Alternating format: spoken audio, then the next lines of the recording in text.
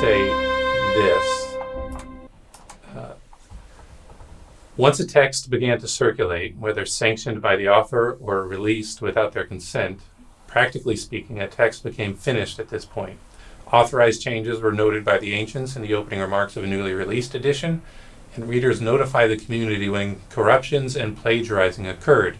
In essence, modern textual criticism continues this ancient practice of carefully mapping the history of the NT text in stages from authors to scribes to readers. Therefore, the moment at which a manuscript began to circulate was the definitive starting point for the textual critic to begin their work. Though the modern textual critic may have difficulty discerning between the authorial text and later additions and corruptions made to the text after the document began to circulate, this does not mean that the ancients did not make these distinctions or that the modern textual critic should not.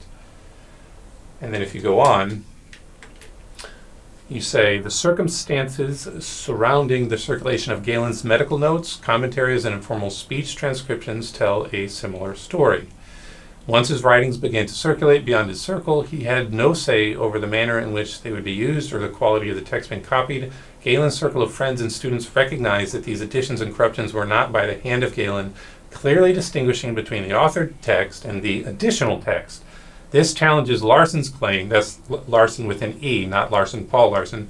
This challenges Larsson's claim that with the writing of notes, openness is left in the text for another to rework them and attach their name to them to author, quote unquote. Galen never intended for his notes to be an open textual tradition, and his students and readers assisted Galen in locating these reworked notes for him to correct. This same attitude can be seen in the writers already observed above. Give us, or if you want to add anything to that, feel free to, but I think it's a good summary of the idea that even with the copyist mistakes, even with the changes that might be made by people who somehow obtained a text without the author's consent, readers and the public at large still made a distinction between what the author intended to publish and what other people changed.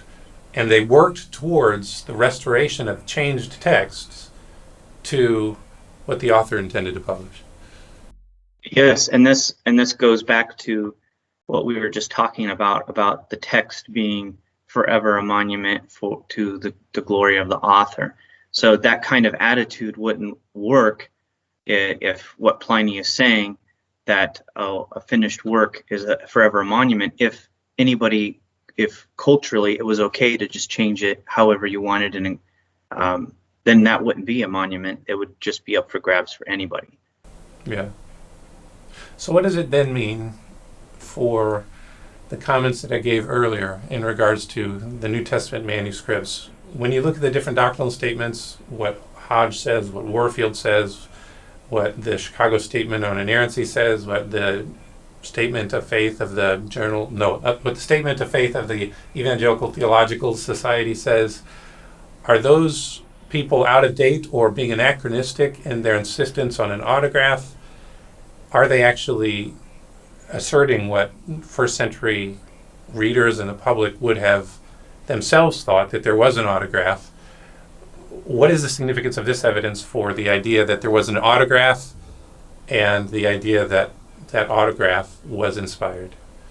Well, that's a great question. I think, just real quick, just to think about the scriptures and what they say about inspiration. I mean, we look at in Peter, 1 Peter, or maybe it's 2 Peter, where it says, "Holy men of God were moved by the Spirit when they wrote prophecy." So a person, a man is involved, an act of physically writing. And then even in the other passages that we have that refer to inspiration, like in Timothy, the term is graphe, writing. So writing involves a physical process of an author writing. So at some point, just practically speaking, a writing has to stop.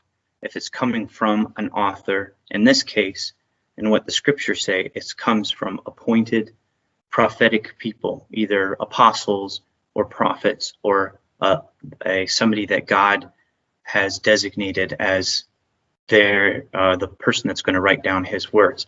So just practically speaking, there has to be something written down, and at some point that has to stop. And once that's the point at which that is finished would be the point that the author can no longer write it anymore, which would have to be once it starts circulating. So Okay.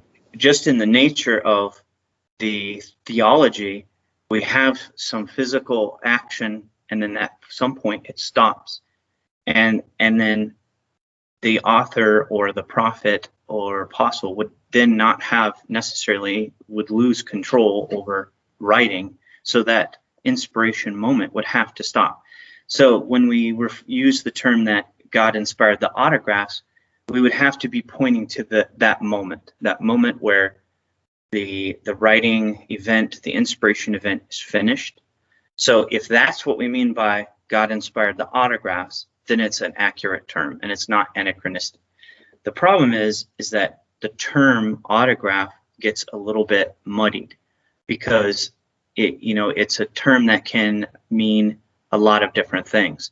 It can mean somebody's signature. It can mean your notes, unfinished notes that you are starting to write a book, let's say, that are sitting on your shelf. That it doesn't necessarily have the idea of completeness wrapped up in it. So I think that's where sometimes the confusion comes in. It's like, well, what if we find an autographed copy of the Gospel of Luke? Maybe it's an unfinished copy. Mm-hmm. Well, that still doesn't negate that God inspired the autographs if we mean the finished point. I don't know if that helps clarify that, but that's so in that sense, I think it's just important that we understand what we mean by the term autograph. Yeah, I do think it's somewhat helpful in clarification, but when I look at the current situation of scholars claiming that it's inappropriate to speak of an original text, the best we can do is get to an Ausgang text, the initial text. I just don't see much of a basis from the evidence itself, in that, one, when you look at first century manuscripts and authors and the publication practices, it was common for there to be an initial text that was the endpoint of a process of composition, drafting, getting feedback, and what your layman typically thinks of is that final product that then is copied and distributed to various communities. And so when he thinks of autograph, he's thinking of that end product. He's not thinking, really about the compositional process itself. He's thinking about what gets sent out as an authorized version of the author. And so if you want to call that autograph, you want to call that final completed work, that's semantics at that point. Yes, it is. Thank you for listening. Credible Faith is a global missions-minded apologetics ministry with content available in 7 different languages across 7 websites: German, Russian, Italian, French, Spanish, Portuguese, and English. If you would like to support the global apologetics work of Credible Faith, go to crediblefaith.org and click on the donate icon. If you would like me to give an apologetics workshop or participate in a debate at your university, or if you would like me to give a Great Commission missions conference or apologetics conference at your church, get in touch with me through the Contact Us section of the Credible Faith website. You can also submit a request through the website to get Credible Faith's monthly email.